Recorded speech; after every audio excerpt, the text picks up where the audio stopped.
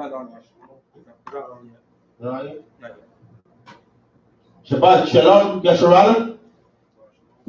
At that time, Shabbat Shalom to the Israelites all through the four corners of the earth. All praise and honor go unto the Most High, that Abraham, Isaac, and Jacob. The Mashiach Yahushua was Savior who died to redeem the 12 tribes of Israel back to the Most High. Thank God. All honor and respect I do unto the elders and the men of Israel doing the work of the Most High to bring on the fold, to bring on the lost sheep of the house of Israel back into the fold. To what?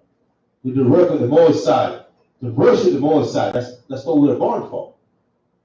To give honor and respect unto the Most High. My name is El.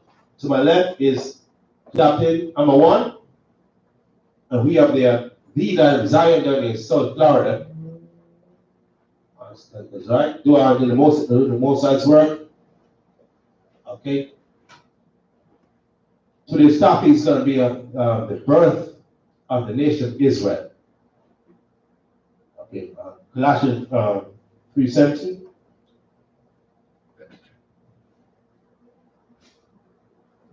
The book of Colossians, chapter 3, verse 17. And whatsoever ye do in word or deed, do all in the name of the Adonai Yahushai, giving thanks to the Most High, the Father by him. Right. Whatever you do in the word, whatever you do in deed or in word, make sure it's in accordance to the Most High's laws, statutes, and commandments. Give honor and respect unto the Most High, the Mashiach Yahushua. Okay. Like I said, today's topic, coming up very shortly, it's going to be the Passover. Understand? The Passover is about us coming out of the baggage from out of Egypt. So that's basically the birth of our nation, the nation of Israel. So we're going to go back into history because without history, we have no understanding about what our future should be. So let's start off with Job 8 and 8.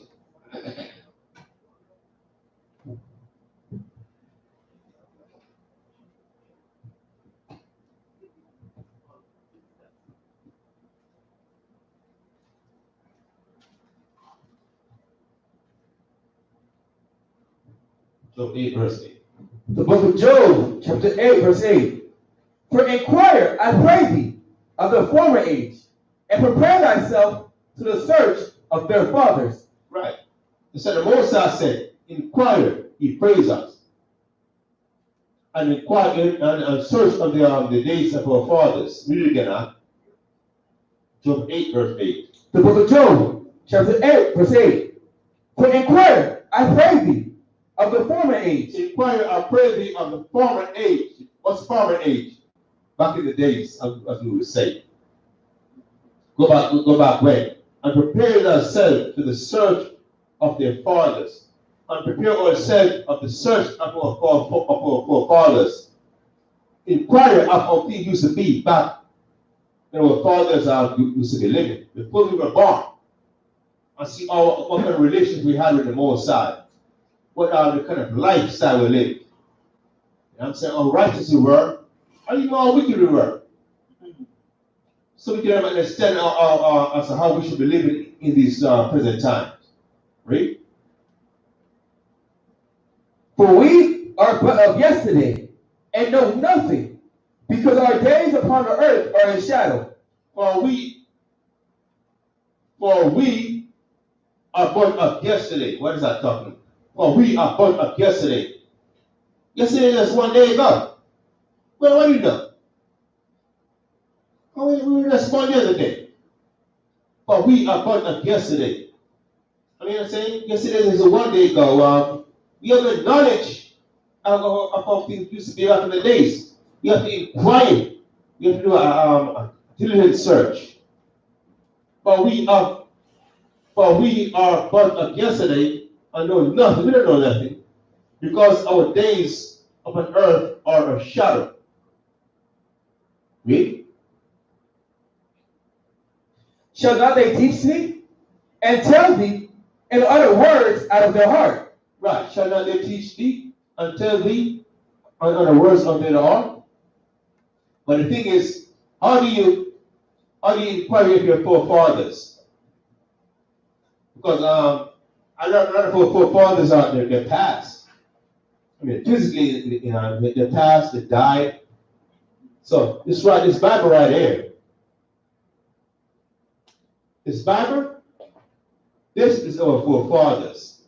You know what I'm saying? Because a lot of us, especially if you are up in age, we can physically search for our forefathers because our forefathers are physically dead. But how do we search for our forefathers? Give me Jeremiah 17:14 or Romans 15:4. Romans 15:4. The book of Romans, chapter 15, verse 4. Mm-hmm.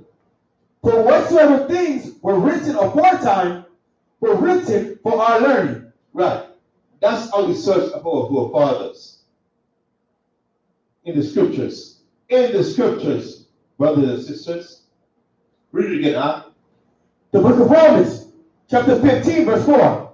For whatsoever things were written aforetime were written for our learning, that we, through patience and comfort of the scriptures, might have hope. Whatever written aforetime were written for our learnings, for all these, whatever it is, this Bible right here that we're reading, that were written aforetime, were written for our learning today.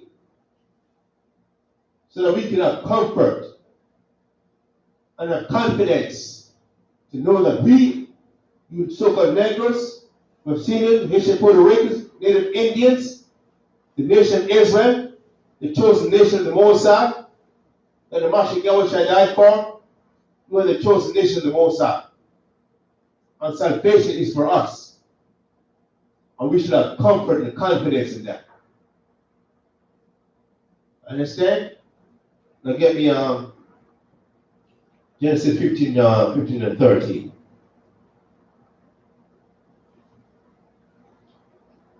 Because that's what the scripture says, man. The prophets were sent forth last. Because if you do a little research, you see that there were all kind of doctrines in the world, man.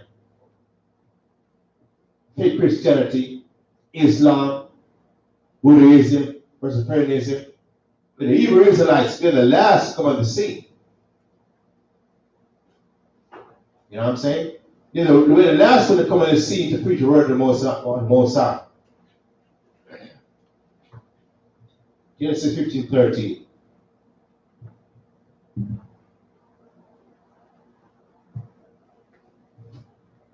The book of Genesis, chapter 15, verse 13.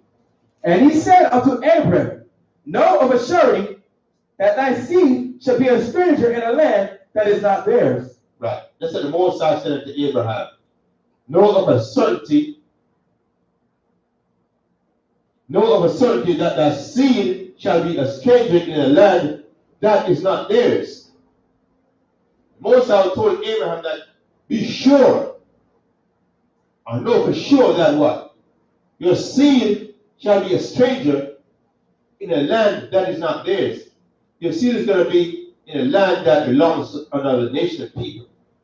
Read. That is not theirs, and shall serve them, and they shall afflict them 400 years. And the seed of Abraham shall be afflicted 400 years. Man. I wonder if Abraham felt when he heard that.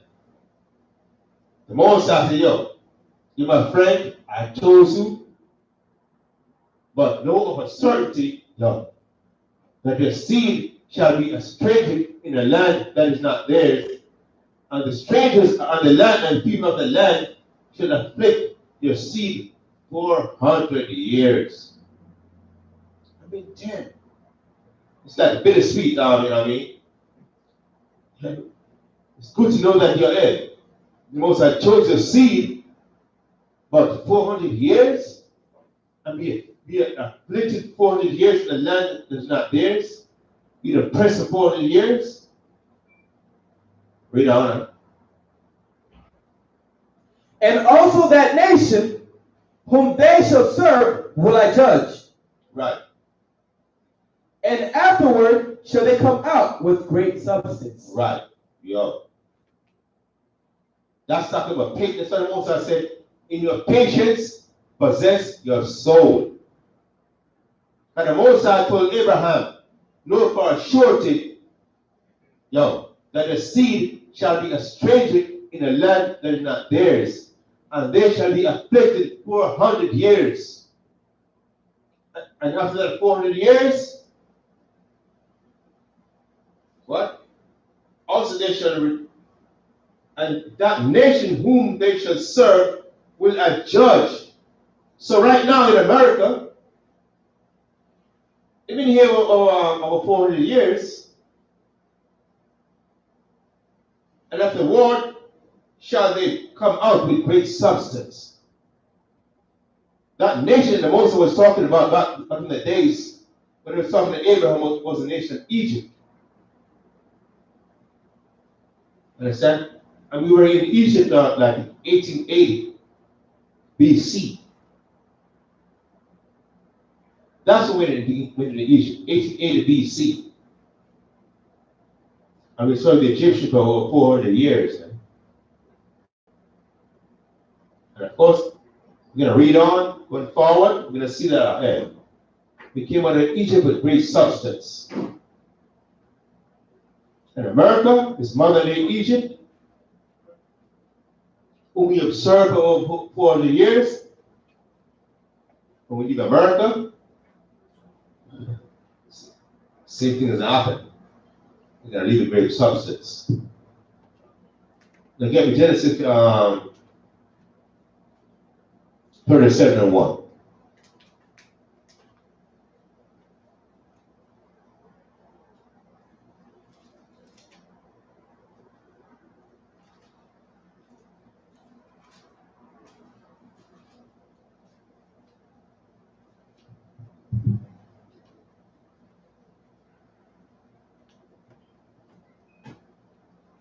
The book of Genesis, chapter 37, verse 1.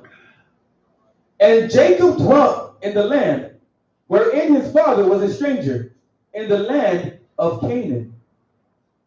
These are the generations of Jacob. And Jacob dwelt in the land wherein his father was a stranger, in the land of Canaan. Jacob's father was Isaac, of course. And Isaac's father was Abraham. And they dwelt in the land of Canaan, which belonged to the Hamites, Girgashites, Hittites, Jebusites, Canaanites, all those. Read. Verse 2. These are the generations of Jacob. Joseph, being 17 years old, was feeding the flock with his brethren, and the lad was with the sons of Bilhah, and with the sons of Zilpah, his father's wives. And Joseph brought unto his father their evil report. So Joseph, a youngin, 17 years old, you know what I'm saying? Young, baby brother. Right? Trying to find paper with his fathers or his informant, especially as his older brothers. Daddy, you did this, I'm sorry, you know what I'm saying? That's all Joseph was, you know what I'm saying? Because of that, they hated it, they resented it. This guy's always bringing information to our daddy about what we're doing. You're grown men, you know what I'm saying? You're not like him. You know what I'm saying? A such was said as men. I read on. And the lad was with the sons of Bilhah, and with the sons of Zilpah, his father's wives. And Joseph brought unto his father the evil report. Now Israel loved Joseph more than all his children, because he was the son of his old age. And he made him a coat of many colors. All right, so Joseph prepared this. So Jacob preferred his son, Joseph, more than his other sons, because he had Joseph in his old age. I guess Joseph, I guess reminded me, I see my prime, you know what I'm saying? I said, got it. I see got my swagger and all that, you know what I'm saying? I can still do this. You know what I'm saying? So you get preference to Joseph, maybe toilet. Maybe Joseph needed more preferential treatment because his brothers were more established. So I'm gonna look at more for Joseph more than my other sons. Read. And when his brothers saw that their father loved him more than all his brethren, they hated him and could not speak peaceably unto him. And Joseph dreamed a dream, and he told it his brethren, and they hated him yet the more. Right. So Joseph had a dream. He told his brothers the dream. You know, the more he got over this mountain, the more his brothers hated him. Read. And he said unto them, Hear, I pray you, this dream which I have dreamed. For behold, we was binding sheaves in the field, and lo, my sheep arose, and also stood upright. And behold, your sheep stood around about, and made obeisance to my sheep. Right. So Joseph, yeah. Your brothers, my brothers, I'll tell you something. This dream I had, we were in the field, and I'm like, no. Your dreams, your sheep, your crops bow down to my crops. God, yeah. My crops are more superior to your crops. Read. And his brother said to him, Shall thou indeed reign over us? Or shall thou indeed have dominion over us? And they hated him yet the more for his dreams and for his words. Yeah. And he dreamed yet another dream, and told it his brethren. And said, Behold, I have dreamed a dream more. And behold, the sun and the moon and the 11 stars made obeisance to me. And he told it to his father and his brethren. Right. You can look this up in Revelation chapter 12. The sun and the moon and the stars made obeisance to me. You know what? They bowed down to me. You know what I'm saying? They acknowledge me as being superior to them. I understand. And Joseph told this dream on to his fathers. Read. And his father rebuked him and said unto him, What is this dream that thou hast dreamed? Shall I and thy mother and thy brethren indeed come to bow down ourselves to thee, to the earth? And his brethren envied him, but his father observed the same. Right. So even his father who loved him more than his brother said, what's wrong with you, kid? What are you doing the same? Not me and your mother and your siblings, your brothers, born unto you? What's wrong with you? But his father, pondered in it. I said, there may be something to this. And think about what this kid is saying. Read. And his brethren went to feed their father's flock in Shechem. And Israel said unto Joseph, Do not thy brethren feed the flock in Shechem? Come, and I will send thee unto them. And he said to him, Here am I. And he said to him, Go, I pray thee, see whether it be well with thy brethren, and well with the flock, and bring me word again. So he sent him out of the vale of Hebron, and he came to Shechem. Right. So one day his brothers are in Shechem. A shepherd. That was basically our trade, so to speak. Our living. That's what we're shepherds, or people are shepherds. This case we were wondering, what did Abraham do for a living? What did Isaac do for a living? What did Jacob do for a living? They were shepherds. You know what I'm saying? They tend to sheep. So one day, I just said unto them, Go, I pray thee, see whether it be well with thy brethren and well with them. So Jacob said to Joseph, your brothers are in Shechem feeding the sheep. Go check upon them and see if everything is all right. Read. Verse 15. And a certain man found him, and behold, he was wandering in the field. And the man asked him, saying, what seekest thou? And he said, I seek my brethren. Tell me, I pray thee, where they feed their flocks. And the man said, they are departed hence. For I heard them say, let us go to Dothan. And Joseph went after his brethren, and found them in Dothan. And when they saw him afar off, even before he came near to them, they conspired against him to slay him. Yo, man. That was really bad. That's how much his brothers hated him. Because of those dreams and the implication of those dreams, where, he gave the impression that he was superior. His brothers who are in the old family was going to bow down to him. So when his brothers saw him coming, they say, yo, just kill this guy, man. Right? And they said one to another, behold, this dreamer cometh.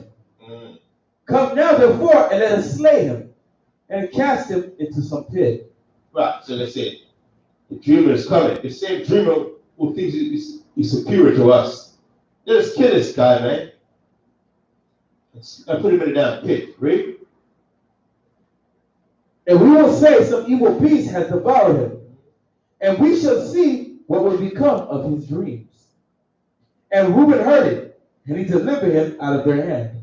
Right, so the brothers were conspiring to kill Joseph and make up a story that some wild beast killed him. But Reuben, the firstborn, the big brother, heard it and said, no, you can't do this. I'm a big brother right here. That's my big brother right there. You can't do that. So Reuben rescued Joseph out of the hands of his other brothers. Read. And let us not kill him. And Reuben said unto them, shed no blood, but cast him into this pit that is in the wilderness, and lay no hand upon him, that he might rid him out of their hands, to deliver him to his father again. So Reuben, he was wisdom. He knew that he was a big brother. He had some kind of influence over them, but at the same time, he was outnumbered, right? So I said, no, we're not going to kill him. So Reuben came up with a plan. Basically, kind of to trick his brothers and pretending that he was on their side, but at the same time was trying to deliver Joseph out of their hands. So I said, put him in a spit. Don't kill him, but put him in a spit. Now with the intention that later on he's going to deliver Joseph out of the pit and bring him back to his father Jacob. Right? And it came to pass when Joseph come unto his brethren, that they stripped Joseph out of his coat of many colors that was on him. And they took him and cast him into a pit, and the pit was empty. There was no water in it. And they sat down to eat bread, and they lifted up their eyes and looked, and behold, a company of Ishmaelites came from Galilee, with their camels bearing spicery and balm, and myrrh, going to carry it down to Egypt. Right. So basically, Reuben convinced them to not kill Joseph, but rather put him in the pit. And after they did that, they sat down to eat, and they saw an Ishmaelite coming. And an Ishmaelite coming, going down to Egypt. What happened? Read on. Verse 26. And Judah said unto his brethren, what profit is it if we slay our brother and conceal his blood? Come, and let us sell him to the Ishmaelites, and let not our hand be upon him, for he is our brother and our flesh.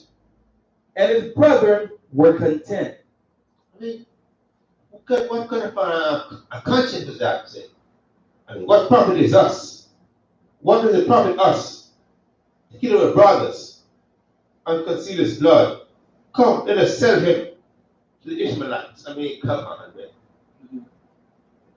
You're not going to kill me, but he's going to send me to slavery. Okay, thanks, bro. Good looking out. You know what I'm saying? Not kill with that, it's going to be 100 years of hard labor under that heathens. So Judah said, we're not going to kill him, but let us at least make some money out of him and sell him to the Ishmaelites. Read. Then there passed by Midianites merchantmen, and they drew and lifted up Joseph out of the pit, and sold Joseph to the Ishmaelites for 20 pieces of silver. And they brought Joseph into Egypt. And right, so you see that right there. Joseph's brothers sold him unto the Ishmaelites. Okay? They sold Joseph to the Ishmaelites, who brought Joseph into Egypt. Right? So Ishmael, we know Ishmael, the Ishmaelites are descendants of Abraham. Understand? The sons are descendants of Ishmael. Understand? That's who they sold Joseph to. Right? And Reuben returned unto the pit, and behold, Joseph was not in the pit. And he rent his clothes. And he returned unto his brethren and said, the child is not, and I, whither shall I go? And they took Joseph's coat and killed the kid of the goats, and dipped the coat in the blood. I wonder what happened there. Because when Reuben went to the pit and saw that Joseph wasn't there, then he went to the rest of his brothers and said, yo, what happened to Joseph? I ain't seen him. And then it's saying right here that the child is gone, and where will I go? Because I'm the brother. I'm responsible. If Joseph is missing, what do I tell my father and Jacob? So they, I don't know. I mean, it was at a point, I guess maybe they told Reuben what they did. Probably, brother. I know you're looking out, but yo, we saw that nuisance that we saw that spoiled kid, man, the Ishmaelites, man, you know. I know you was done with this, but we had to do it, man, because this guy kind of a last nerve. I guess in the store said, Reuben said, damn, man, I wish you had done this, but we're gonna come with a story to the pops. What do we tell the pops now? Man, so they kill the kid, they kill the goat, they get the blood and throw the coat and say, some animals got it, you know, huh?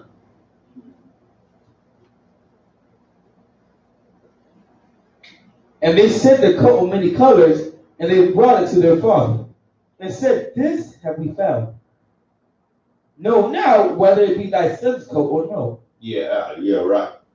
Like they didn't know that was Joseph's coat. They said, see what we found, pops? What do it look like? Is it Joseph's coat or not? You know that one that was Joseph's coat. So you asked the pops to determine if that was Joseph's coat. Read on. Verse 3. And he knew it and said, it is my son's coat. Oh my God.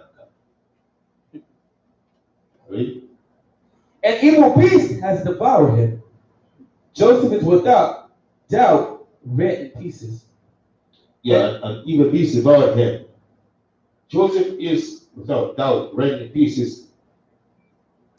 This going to give us an idea what the terrain was like.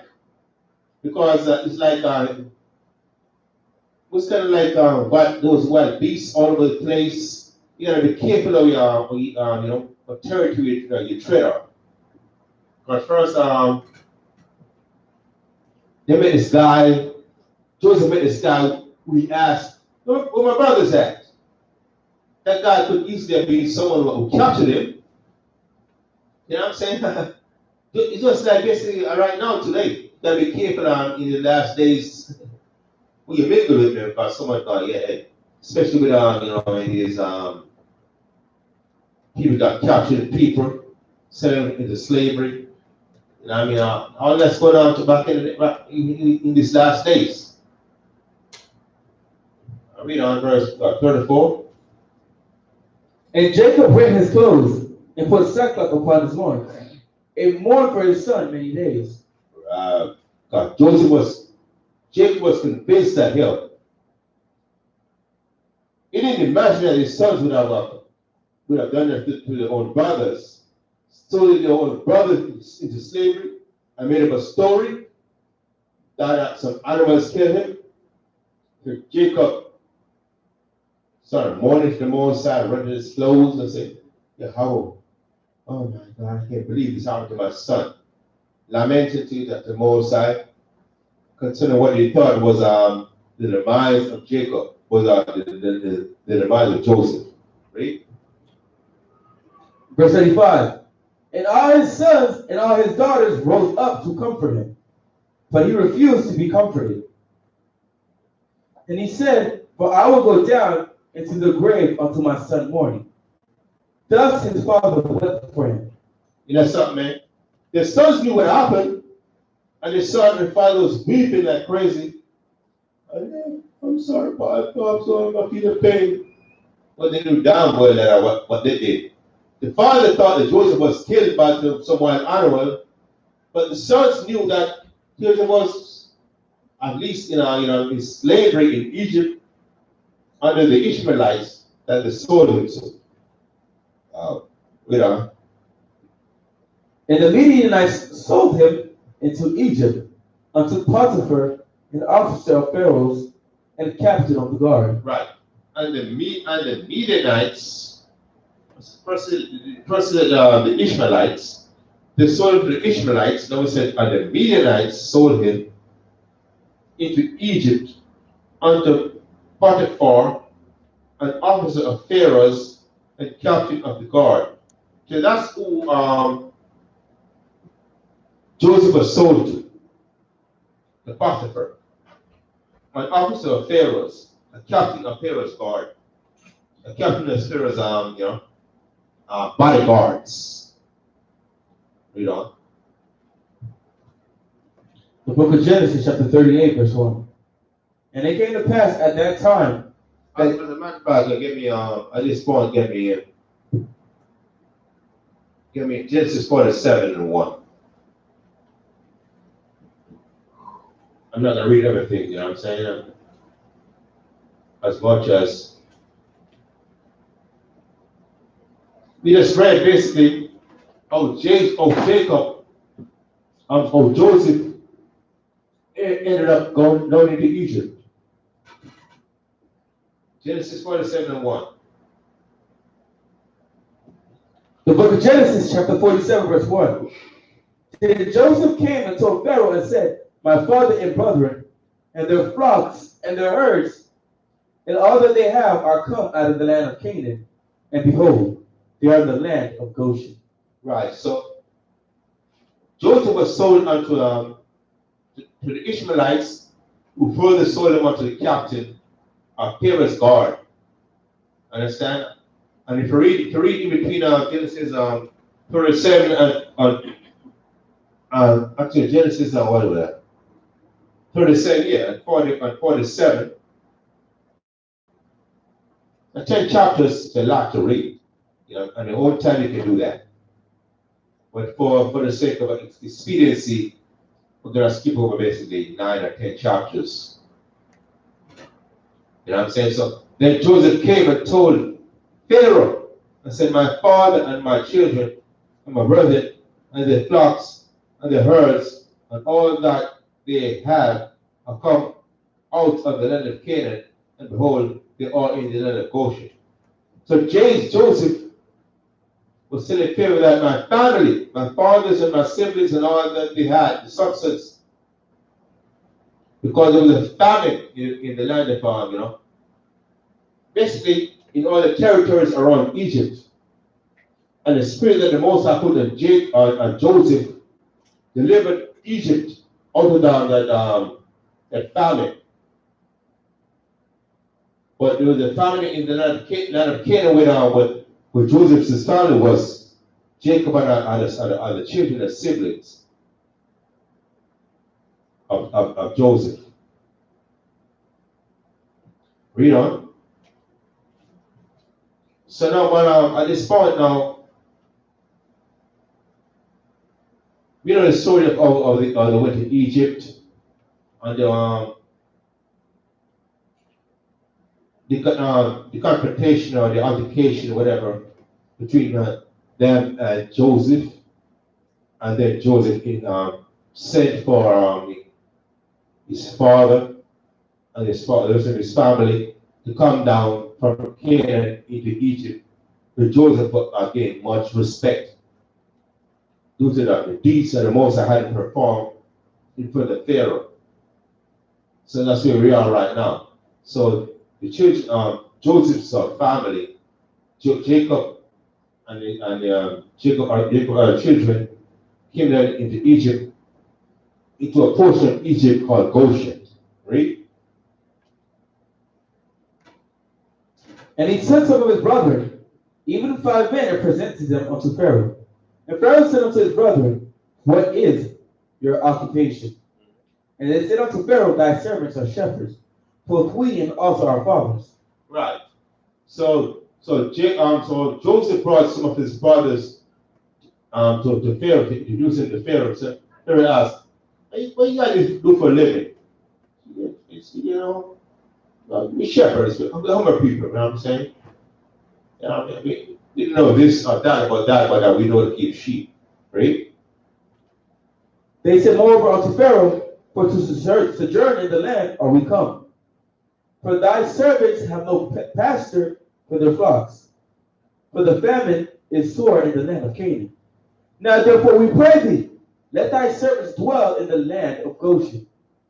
And Pharaoh spake unto Joseph, saying, thy father and thy brother are come unto thee, and the land of Egypt is before thee.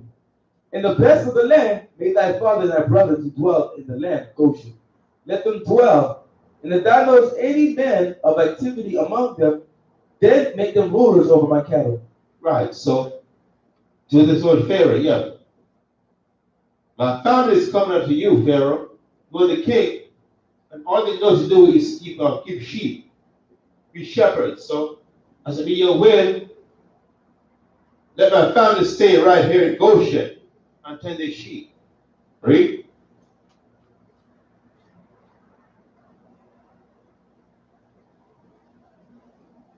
Verse 7. Yeah.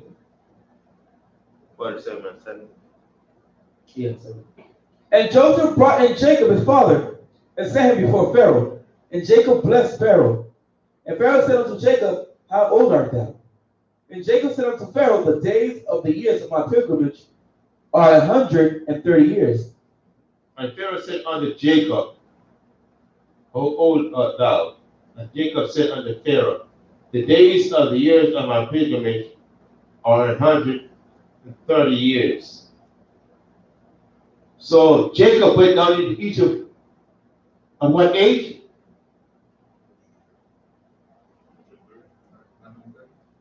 Right, verse 9.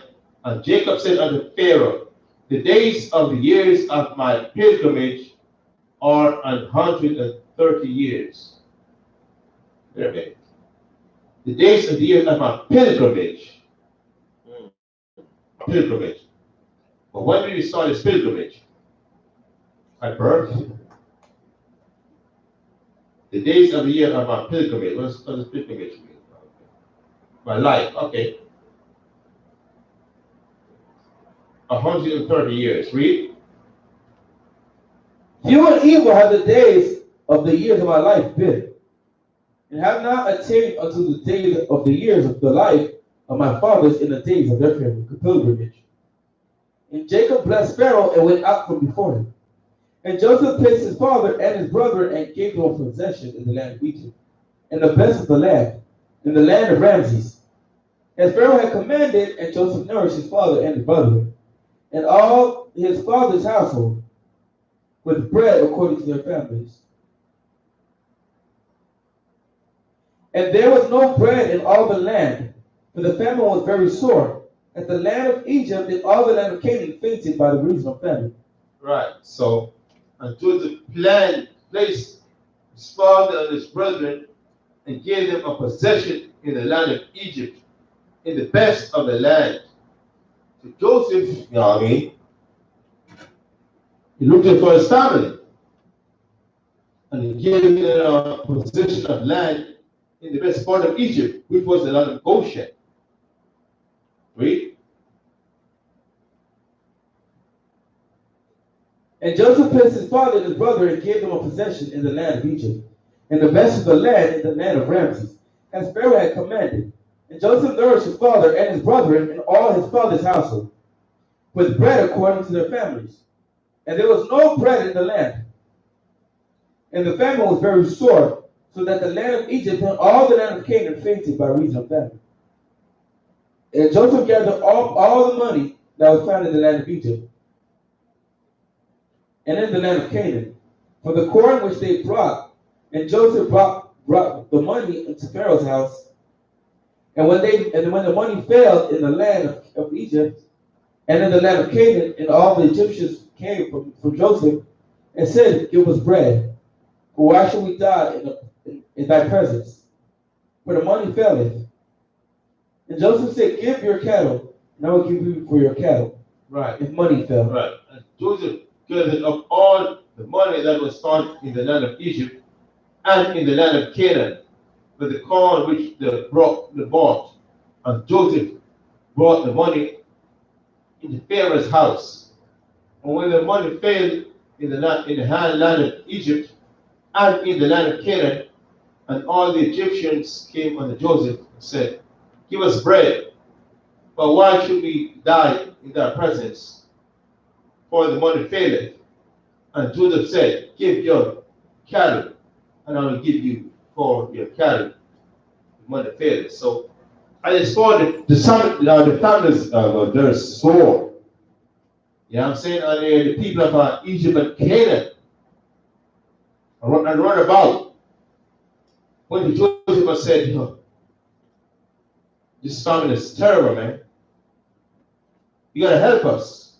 And Joseph said, basically, "Give me a cattle, give me a farm, whatever, and I will give you food." Because the Most High, if you read earlier in Genesis, the Most High gave a dream to Joseph concerning the 7 years of famine and 7 years of peace. So to Joseph used wisdom to prepare Egypt and the territories to survive this. The famine was about to come up to the land. Read. And Joseph said, "Give your cattle, and I will give you for your cattle if money fail." And they brought their cattle to Joseph, and Joseph gave them bread in exchange for horses, and for the flocks, and for the cattle of the herd, and for the donkeys. And he fed them with bread for all the cattle for that year. Right, so Joseph said, and they brought the cattle unto Joseph, and Joseph gave them bread in exchange for horses. So Joseph gave them food in exchange for, just like today, with inflation so high, you know what I mean? You got already some, you got money in the bank, you got some assets, but you got bills. So how do you pay your bills? You got to give up the money you got in the bank and your assets to somebody else who can absorb that asset in exchange for some money to give to you, so you can take care of your pending bills. That's how it was back in the days with Joseph and the Pharaoh. Joseph required the people of Egypt to pay him for food or whatever to survive because of the famine that was in the land. Read.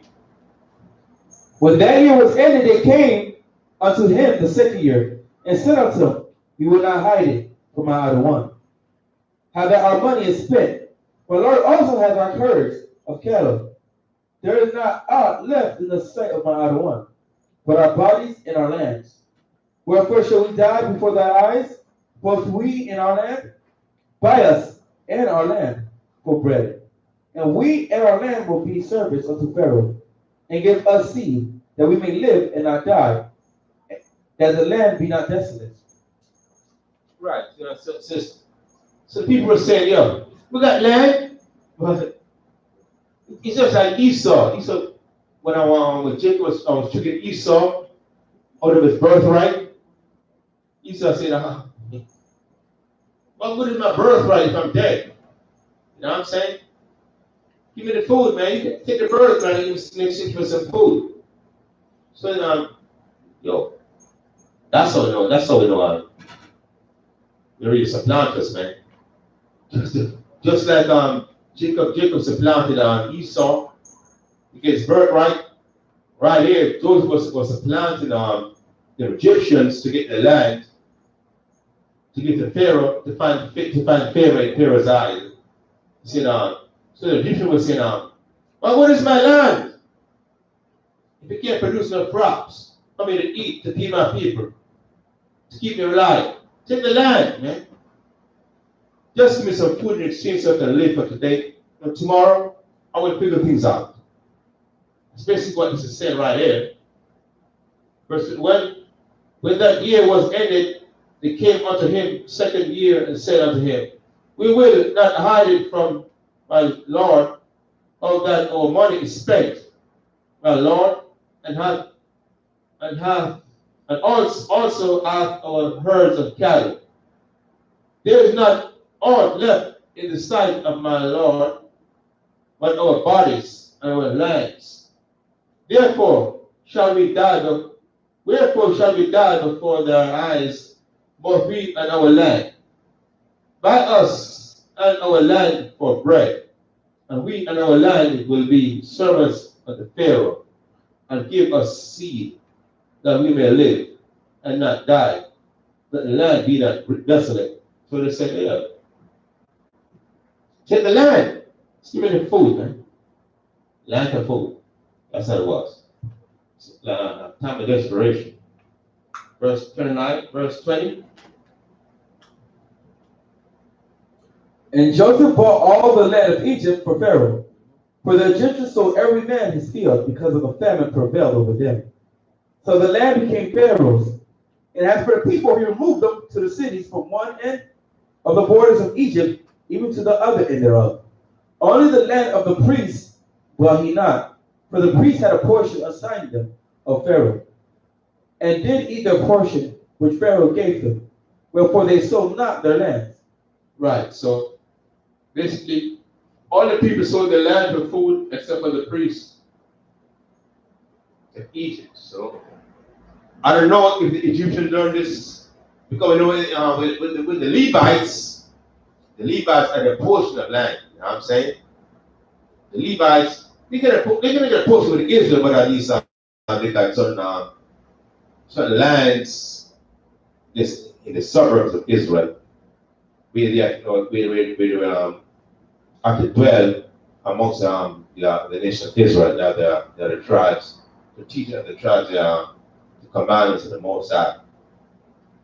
So in that respect, they got preferential treatment as far as for the land and all that. Even though they didn't get a portion with the rest of the nation. So Pharaoh, he didn't buy the land of the priests, even though these priests, of course. This is before the nation of Israel was established per se. But we know the Most High Lord. They might have learned this from Jacob, because Abraham, the father of Isaac. As a father, you teach your children whatever the Most High teaches you. So Jacob might have told so Abraham might have told Isaac. Isaac taught Jacob. Jacob taught the children. Because at this time, the Israelites Jacob and the children were in Egypt at this time. Understand? So this man where they got this from to give preferential treatment to the priests and not buy their land as they would buy the land of the Egyptians. Read. Then Joseph said unto the people, Behold, I have bought you this day and your land for Pharaoh. Lo, here is seed for you, and ye shall sow the land. And it shall come to pass in the increase that ye shall give the fifth part unto Pharaoh, and 4 parts shall be your own, for seed of the field and for your food, and for them of your households, and for food for your little ones. And they said, Thou hast saved our lives. Let us find grace in the sight of my idle one, and we will be Pharaoh's servants. And Joseph made a law over the land of Egypt unto this day, that Pharaoh shall have the 5th part except the land of the priests, only which become not Pharaoh's.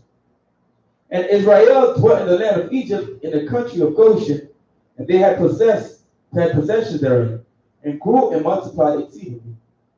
And Jacob lived in the land of Egypt 17 years.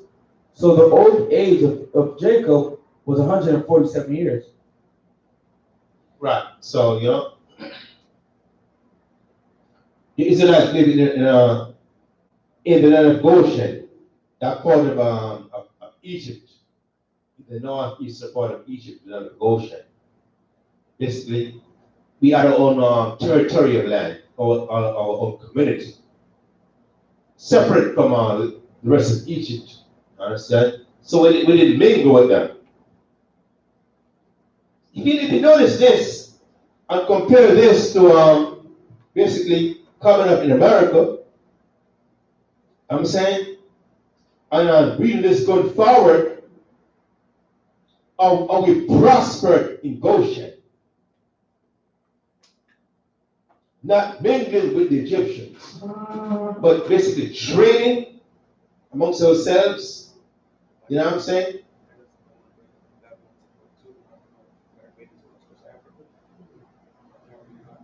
Yeah. If you consider the history of America, how things were back in the days prior to the so-called civil rights movement, like Black Wall Street and all that. When you trade amongst yourself, you know what I'm saying? The money rotates within various aspects of the community. It doesn't leave. So you're a carpenter. You know what I'm saying? I got a house. I need some carpentry done. So I hire a carpenter within my community. I pay the carpenter. And the carpenter, he also got a house. He needs some plumbing done. He hires a plumber within his community. Understand? And the plumber, he also got a house. He needs some electrical work done. He hires an electrician within his community. You know what I'm saying? So the money rotates within the community to all respected people based on the trees that they have. Because we live in this one segregated community. But when segregation came now, boy. Because before segregation, that's all it was in America. We were flourishing, we were prospering, because even though we were oppressed, at the same time, the Most High blessed us that through this, you know what I mean, interdependence, we were able to flourish because the money stayed within our communities. We may not necessarily have had certain luxuries, or this so-called luxuries that the other nations had, but it's all right. We didn't love that. At the same time, though, because those so-called luxuries was just superfluous. I mean, some of them we could do without. You know what I'm saying? But all of a sudden, when integration came, when we got the privilege of shopping at the store, buying from this this event, spending our money in this restaurant. And those same people say, we're not going to spend our money with you, them niggas. So this is what happened. Our money left from our communities, but never came back. So we became impoverished at the expense of what? The so-called integration. You got some? Yeah. Or we go and read it. From Babylon to Timbuktu by Rudolph R. Windsor, page 90. The black Jews had an advantage over the African tribes. They carried their culture, history, laws, and written records with them. Right, the black Jews, which are the Hebrew Israelites, they say black Jews because, that is basically being politically correct. Because we know the Jews, the real Jews are black. Understand? They are just the complexion of the real Jews. The black Jews are an advantage over the Africans. Because that's Hebrew Israelites coming from our homeland, Israel, going to the west coast of Africa. We need to get to the top, huh? There's more. The black Jews had an advantage over the African tribes. The Hebrew Israelites, we were, had an advantage over the African tribes. The native Africans, the Hamites, in the land of Africa, read, they carried their culture. We carried our culture. We carried our ancestry, our lineage. You know what I'm saying? Our culture, what we knew and how we lived in our homeland, read, history, laws, and written records with them. Our history. Because we are documented historical testimonials of how our forefathers lived. Our laws, which we got from the Mosai, all those things we got. And we brought them with us from our land of Israel into various parts of Africa, particularly to the west coast of Africa. Read. This assured them a constant precedent for the development of a higher social organization. Right. And all that assured us of a constancy. You know what I'm saying? There was no guesswork. We had our so-called blueprint. You know what I mean? As to how we should go about establishing our society. How we should go about structuring our economy. How we should go about praising the Most High. How we should go about establishing various aspects of business and all that. Read. Because of the stability of the black Jewish culture, the Jews were not absorbed into the autochthonous population. Right, because of our stability, we were not immediately absorbed into, you know what I mean, the other communities. Because what? We were separate from them. We separated ourselves from them. We had wisdom that we got from the Most High. Understand? Of course, we disobeyed the Most High's laws, statutes, and commandments. That's why we were there in the first place anyway. But at the same time, at least we have some semblance of organization.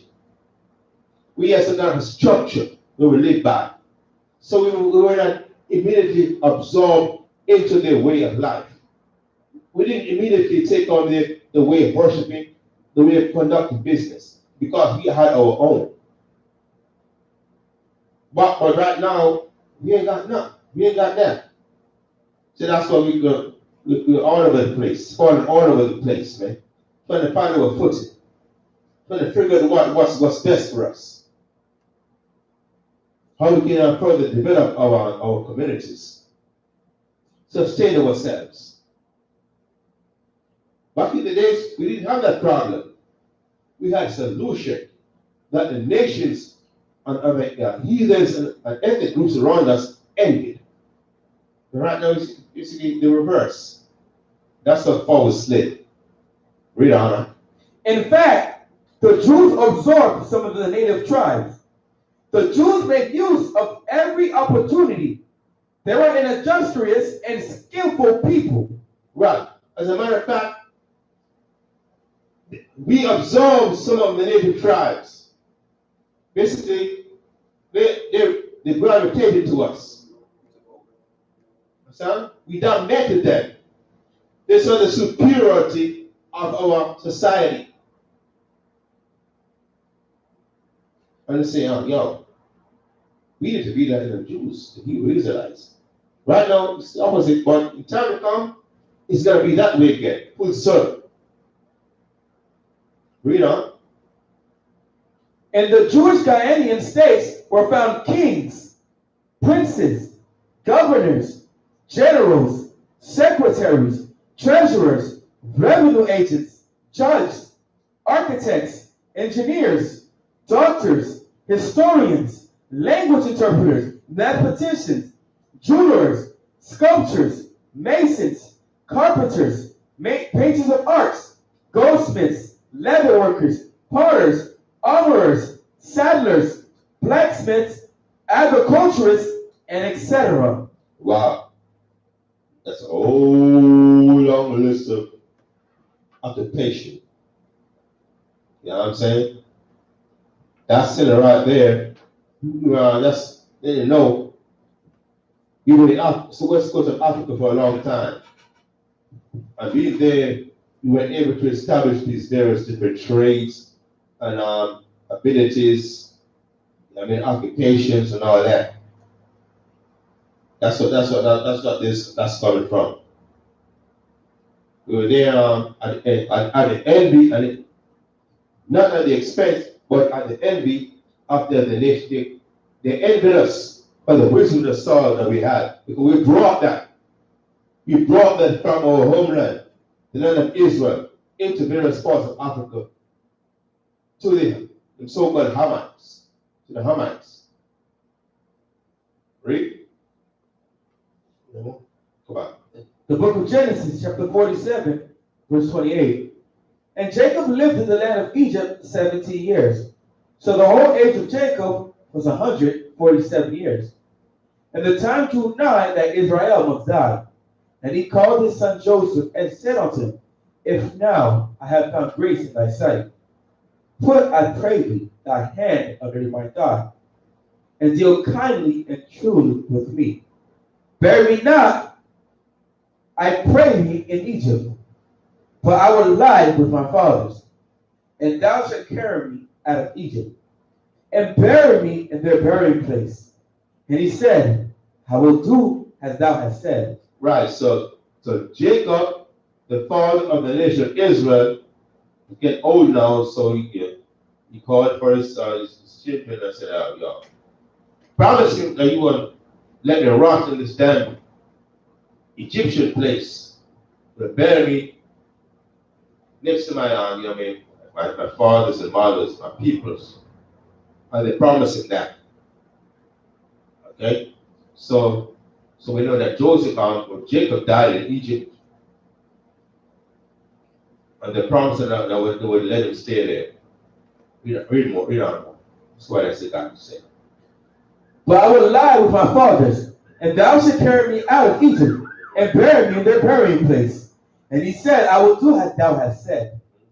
And he has said, swear unto me. And he swore unto him. And Israel bowed himself upon the bed's head. Right, that's very important, man. You may live amongst them for the sake of survival or economic state, but hey, don't bury me amongst them. If you bury me amongst, isn't that ironic though? You got no problem living amongst them for the sake of our survival. You know what I'm saying? But when they die, you say, I don't want to be amongst them when I'm dead. All right. That's you know what I'm saying? It means more to to not be amongst them when you're dead than to be amongst them while you're alive. Wow. Because when you're amongst them when you're dead, especially back in the days when you had a choice, means that, you're absorbing yourselves among them. But when you're alive and living amongst them, it means, hey, you're just navigating the terrain to make a living, to see how you can survive and how you can gain this or gain that you can use to feed your people. So make no mistake make no mistake. Our forefathers, Abraham, Isaac, and Jacob, they knew who they were, and they knew the difference between them and the other nations. So likewise, in these days, we need to know who we are as Hebrew Israelites and to distinguish ourselves from the other nations. Now get me Exodus 1. Is there more? Give me Exodus 1.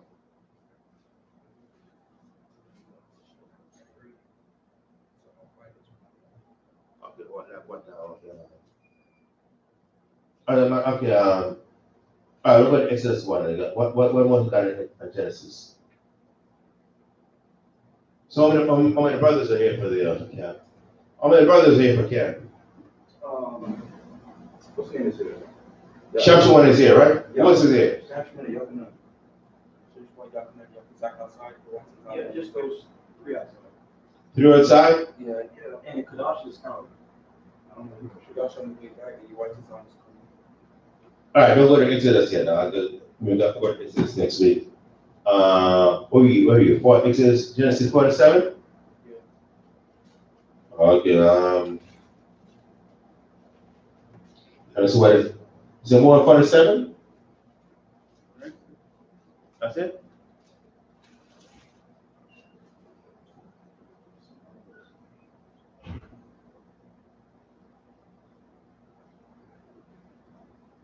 Let's start read 48. Read 48. From verse 1 to The book of Genesis, chapter 48, verse 1. And it came to pass after these things that one told Joseph, Behold, thy father is sick. And he took with him his 2 sons, Manasseh and Ephraim. And one told Jacob and said, Behold, thy son Joseph cometh unto thee. And Israel straightened himself and sat upon the bed. And Jacob said unto Joseph, Yahweh Almighty appeared unto me at LOZ in the land of Canaan, and blessed me. And said unto me, Behold, I will make thee fruitful and multiply thee, and I will make of thee a multitude of people, and give this land to thy seed after thee. This is great. Jacob was talking to Joseph, the same Joseph that he thought was dead years ago. You know what I'm saying? Jacob was saying Joseph, the Most High appeared unto him in the land of Canaan. Right? For an everlasting possession. Mm-hmm. And now thy 2 sons. And said unto me, Behold, I will make thee fruitful and multiply thee, and will make of thee a multitude of people, and will give this land to thy seed after thee for an everlasting possession. So Rastafarians got this wrong, right? And the Most High said what? He was giving the land of Canaan into the Israelites for what? An everlasting. What does everlasting mean? Forever. For an everlasting possession. So this New Jerusalem is the same Jerusalem. Part of the land of Canaan which was changed to Israel. It's not Ethiopia or any other land. You know what I'm saying? So that's what the Most High said, I will give this land to you for an everlasting possession. Read. And now thy 2 sons, Ephraim and Manasseh, which were born unto thee in the land of Egypt. before I came unto thee into Egypt are mine. As Reuben and Simeon, they shall be mine. And thy issue which thou begettest after them shall be thine, and shall be called after the name of their brethren in their inheritance. And as for me, when I came from Padan, Rachel died by me in the land of Canaan, in the way, when yet there was but a little way to come unto Ephraim. And I buried her there in the way of Ephraim. The same is Bethlehem. And Israel beheld Joseph's son and said, who are these? Right, so if you read the rest of this chapter, chapter 48, it's talking about, Jacob in his old age was about to die, speaking to Joseph to bring his two sons, Ephraim and Manasseh, and for Jacob to bless his sons of Joseph, Ephraim and Manasseh, as per the Most High. And it goes in the show that on the Most High to Jacob bless Ephraim, the second son, over Manasseh, because that was what the Most High told him to do. So we're going to end right there today, and the Most High willing, we continue again next week, chapter 49, because we're gonna read it into the history of this, the birth of the nation of Israel, going into Egypt, coming into Egypt, and having the Passover and all that, going up into the Passover. So I'm gonna say Shalom. Verses you can say Amalia Watanya Jerusalem, stand up in Jerusalem.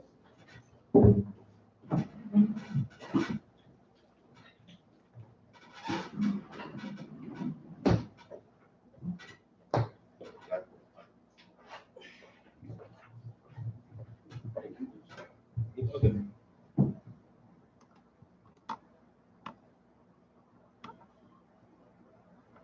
Trying to read before.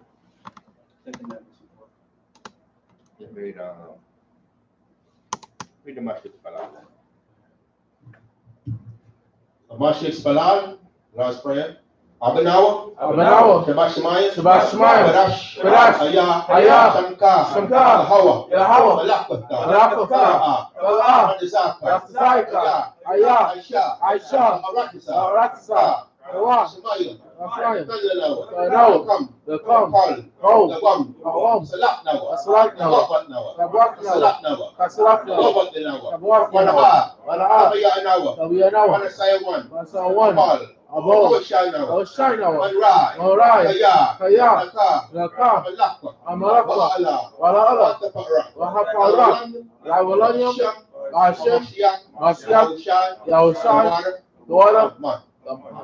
The book of Matthew, chapter 6, verse 9. After this manner, therefore pray, our Father which art in heaven, hallowed be thy name. Thy kingdom come, thy will be done on earth, as it is in heaven. Give us this day our daily bread, and forgive us our debts, as we forgive our debtors. And lead us not into temptation, but deliver us from evil. For thine is the kingdom, and the power, and the glory forever. Amen.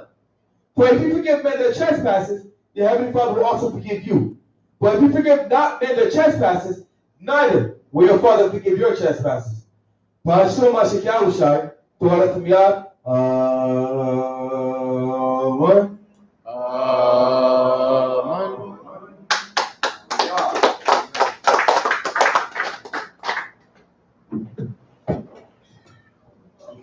I want for the side, right? The one for the shirt. I wasn't gonna do it. I see the video.